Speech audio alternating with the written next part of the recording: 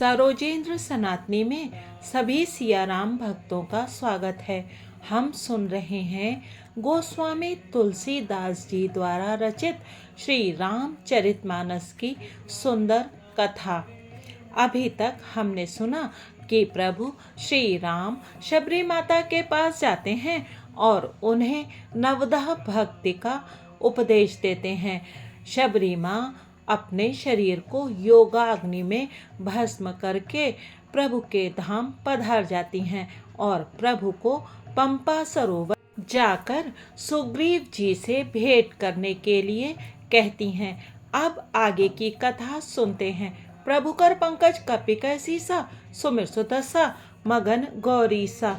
पुर इन सघन ओट जल, बेग न पाये मर्म, माया छन्न न देखिए, जैसे निर्गुण ब्रह्म। घनी पुरीनो कमल के पत्तों की आड़ में जल का जल्दी पता नहीं मिलता। जैसे माया से ढके रहने के कारण निर्गुण ब्रह्म नहीं दिखता। सुखी मीन सब एक रस, अति अगाध जल माही। जथा धर्मशीलन के दिन सुख संजुत जाहि। उस सरोवर के अत्यंत अथाह जल में सब मछलियां सदा एक रस एक समान सुखी रहती हैं। जैसे धर्मशील पुरुषों के सब दिन सुखपूर्वक बीतते हैं। बिकसे सरसिज नाना रंगा, मधुर मुखर गुंजत बहुभ्रंगा। बोलत जल कुक्कुट कलहंसा, प्रभु बिलो की जनु करत प्रशंसा। उसमें रंग बिरंगे कमल खिले हुए हैं। बहुत से भौरे मधुर स्वर से गुंजार कर रहे हैं। जल के मुर्गे और राजहंस बोल रहे हैं, मानो प्रभु को देखकर उनकी प्रशंसा कर रहे हों। चक्र बाक बक खग समुदाई, देखत बनई बरन नहीं जाई। सुंदर खग गण गिरा सुहाई, जात पथिक जनु लेत बुलाई। चक्रवाक बगुले आदि पक्षियों का समुदाय देखते ही बनता है, उनका वर्णन नहीं किया जा सकता। सुंदर पक्षियों की बोली बड़ी सुहावनी लगती है, मानो रास्ते में जाते हुए पथिक को बुलाए लेती हो। ताल समीप मुनिन ग्रह छाए, चहुदिस कानन बिटप सुहाए। चंपक बकुल कदम्ब तमाला, पाटल पनस परास रसाला। उस झील पंपा सरोवर के समीप मुनियों ने आश्रम बना रखे हैं। उसके चारों ओर वन के सुंदर वृक्ष हैं। चंपा, मौलसिरी, कदम्ब, तमाल, पाटल, कटहल, ढाक और आम आदि। नव पल्लव कुसुमित तरुनाना, चंचरीक पटली कर गाना। शीतल मंद सुगंध सुभाऊ, संतत बहई मनोहर बाऊ। बहुत प्रकार के वृक्ष नए नए पत्तों और सुगंधित पुष्पों से युक्त हैं, जिन पर भौरों के समूह गुंजार कर रहे हैं।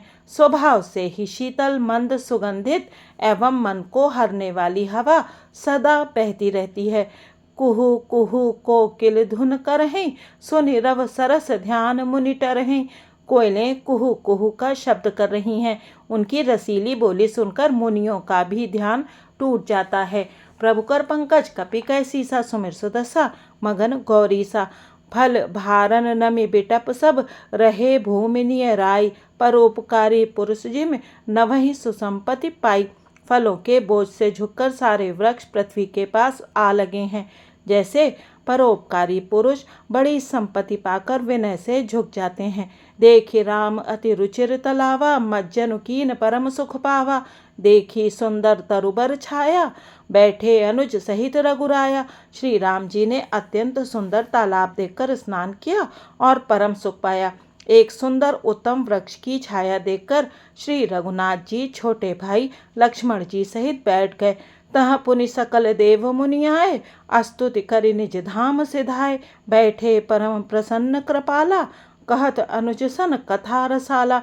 फिर वहाँ सब देवता और मुनि आए और स्तुत करके अपने अपने धाम को चले गए। कृपालु श्री राम जी परम प्रसन्न बैठे हुए छोटे भाई लक्ष्मण जी से रसीली कथाएं कह रहे हैं। बिरह बंत भगवंत ही देखी, नारद मन भा सोच विशेषी। मोर साप करि अंगीकारा, सहत राम नाना दुख भारा। भगवान को विरह युक्त देखकर नारद जी के मन में विशेष रूप से सोच हुआ। उन्होंने विचार किया कि मेरे ही शाप को स्वीकार करके श्री राम जी नाना प्रकार के दुखों का भार सह रहे हैं, दुख उठा रहे हैं। ऐसे प्रभु ही बिलोकं जाई, पुनि न बनी अस अवसर आई। यह बिचारी नारद कर बीना, गए जहाँ प्रभु सुख आसीना। ऐसे भक्त वत्सल प्रभु को जाकर देखूं, फिर ऐसा अवसर ना बनावेगा। यह विचार कर नारद जी हाथ में वीणा लिए हुए वहां गए, जहाँ प्रभु सुखपूर्वक बैठे हुए थे। गावत रामचरित मृदुबानी, प्रेम सहित बहुभांति बखानी। करत दंडवत लिए उठाई, राखे बहुत बार उरलाई। वे कोमल वाणी से प्रेम के साथ बहुत प्रकार से बखान बखान कर रामचरित का गान करते हुए चले आ रहे थे। दंडवत करते देखकर श्री रामचंद्र जी ने नारद जी को उठा लिया और बहुत देर तक हृदय से लगाए रखा। स्वागत पूछ निकट बैठारे, लक्ष्मण सादर चरण पखारे। फिर स्वागत कुशल पूछकर पास बैठा लिया। लक्ष्मण जी ने आदर के साथ उनके चरण धोए। प्रभु कर पंकज कपि कैसीसा, सुमिर सुदसा मगन गौरीसा। नाना विधि बिनती करी, प्रभु प्रसन्न जिय जानी। नारद बोले बचन तब, जोर सरोरुह पानी। बहुत प्रकार से विनती करके और प्रभु को मन में प्रसन्न जानकर तब नारद जी कमल के समान हाथों को जोड़कर वचन बोले। सुनहु उदार सहज रघुनायक, सुंदर अगम सुगम बरदायक। देहु एक बर मांगऊ स्वामी, यद्यपि जानत अंतर्जामी। हे स्वभाव से ही उदार श्री रघुनाथ जी, सुनिए, आप सुंदर अगम और सुगम वर के देने वाले हैं।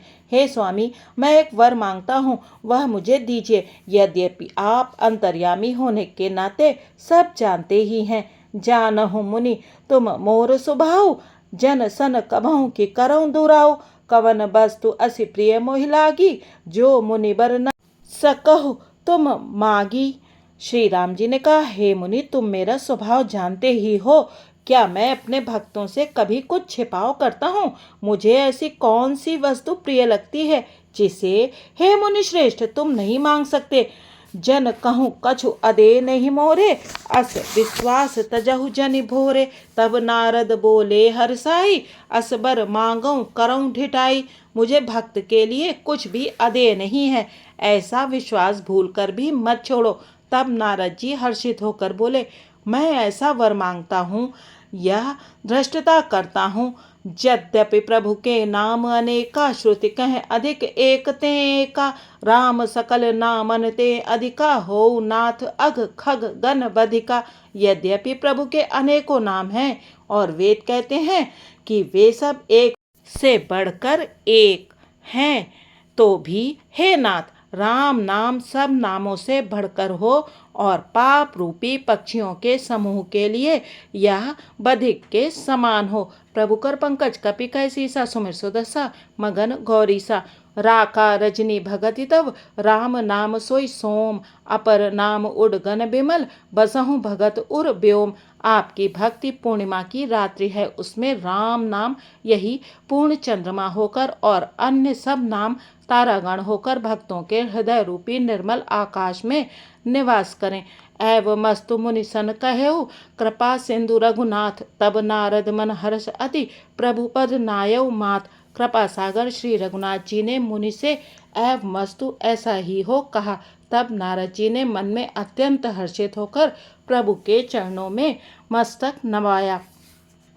अति प्रसन्न रघुनाथ ही जानी, पुनि नारद बोले मृदुबानी। राम जब ही प्रेरेउ निज माया, मोहेउ मोहि सुनहु रघुराया। श्री रघुनाथ जी को अत्यंत प्रसन्न जानकर नारद जी फिर कोमल वाणी बोले, हे राम जी, हे रघुनाथ जी, सुनिए। जब आपने अपनी माया को प्रेरित करके मुझे मोहित किया था, तब विवाह में चाहूं कीन्हा, प्रभु के ही कारण करे न दीन्हा। सुन मुनि तो ही कहूँ सहरोसा, भजई जे मोहि तजी सकल भरोसा। तब मैं विवाह करना चाहता था, हे प्रभु, आपने मुझे किस कारण विवाह नहीं करने दिया। प्रभु बोले, हे मुनि सुनो, मैं तुम्हें हर्ष के साथ कहता हूँ कि जो समस्त आशा भरोसा छोड़कर केवल मुझको ही बसते हैं, करऊं सदा तिन कै रखवारी। जिमि बालक राखई महतारी, गह शिशु बच्छ अनल अहि धाई। तह राखई जननी अरगाई। मैं सदा उनकी वैसे ही रखवाली करता हूँ जैसे माता बालक की रक्षा करती है। छोटा बच्चा जब दौड़कर आग और सांप को पकड़ने जाता है तो वहाँ माता उसे अपने हाथों अलग करके बचा लेती है। प्रौढ़ भय तेहि सुत पर माता, प्रीत करई नहीं पाछिली बाता।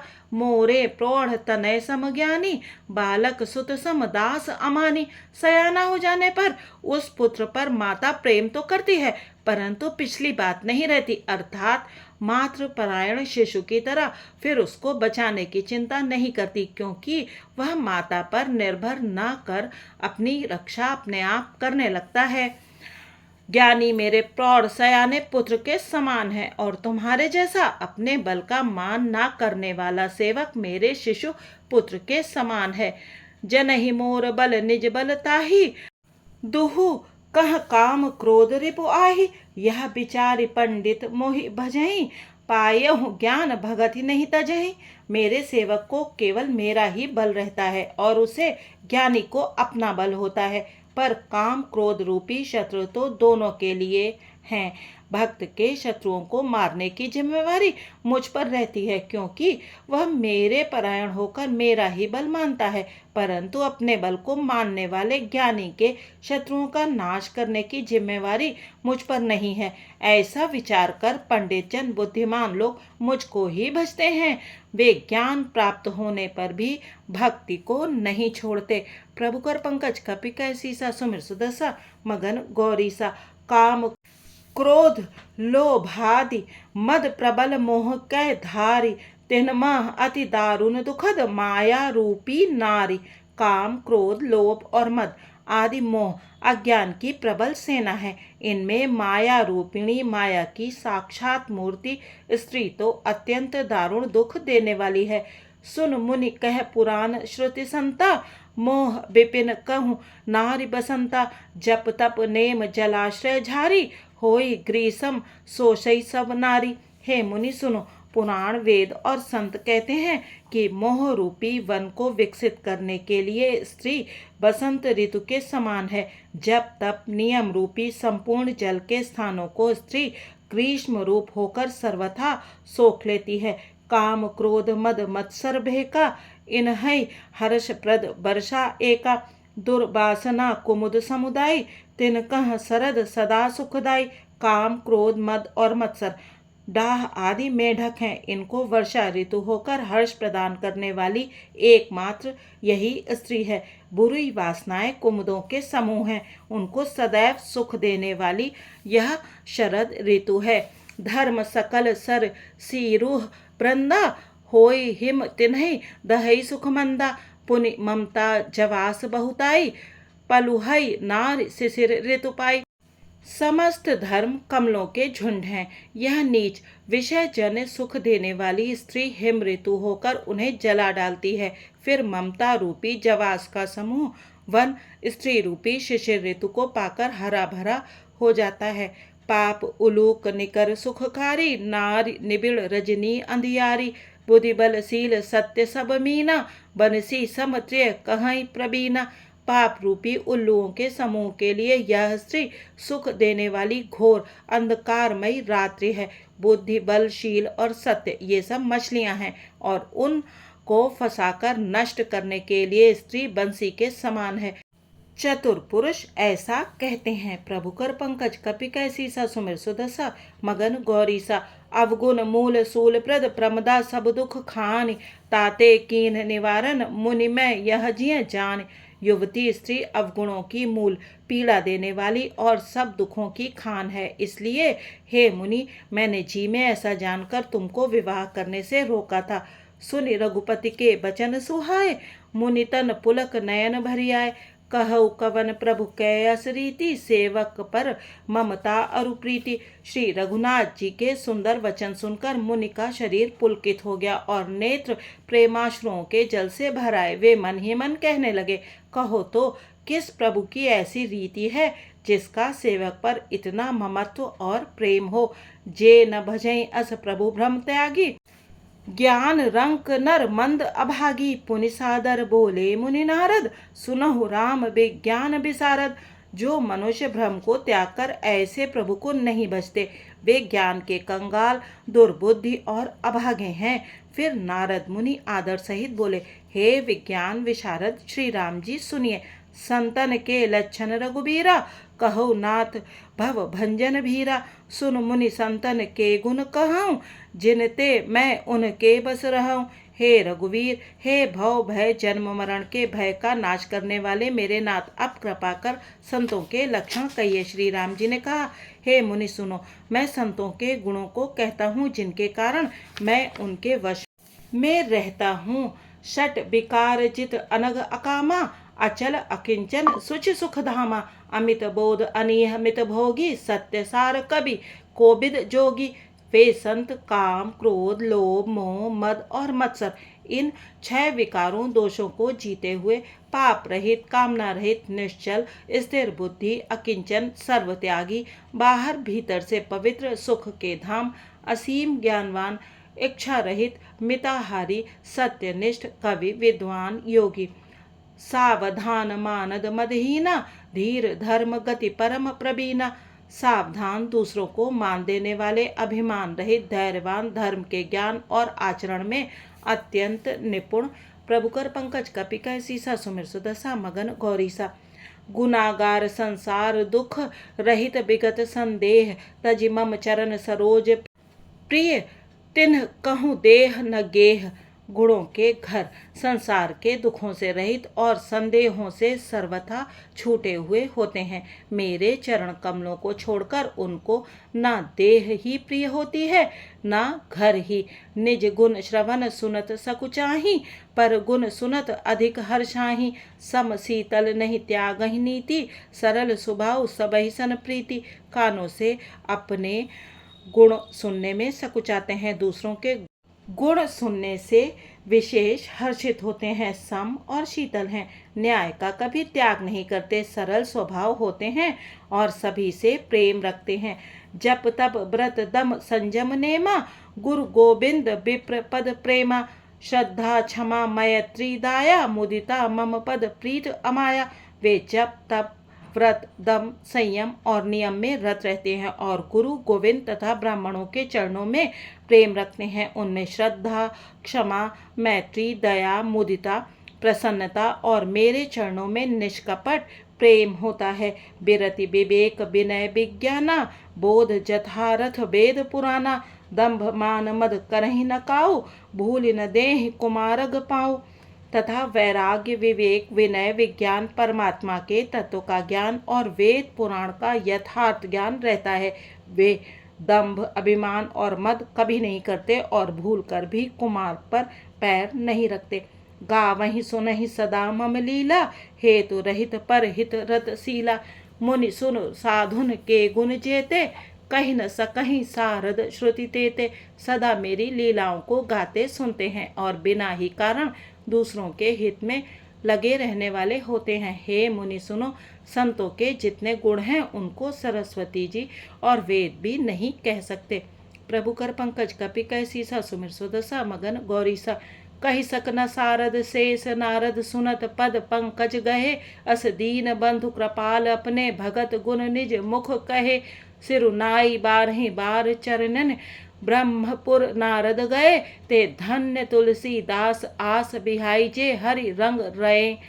शेष और शारदा भी नहीं कह सकते। यह सुनते ही नारद जी ने श्री राम जी के चरण कमल पकड़ लिए। दीन बंधु कृपालु प्रभु ने इस प्रकार अपने श्रीमुख से अपने भक्तों के गुण कहे। भगवान के चरणों में बार बार सिर नवाकर नारद जी ब्रह्मलोक को चले गए। तुलसीदास जी कहते हैं कि वे पुरुष धन्य हैं जो सब आशा छोड़कर केवल श्री हरि के रंग में रंग गए हैं। राव नारी जसु पावन, गावहि सुनहि जे लोग।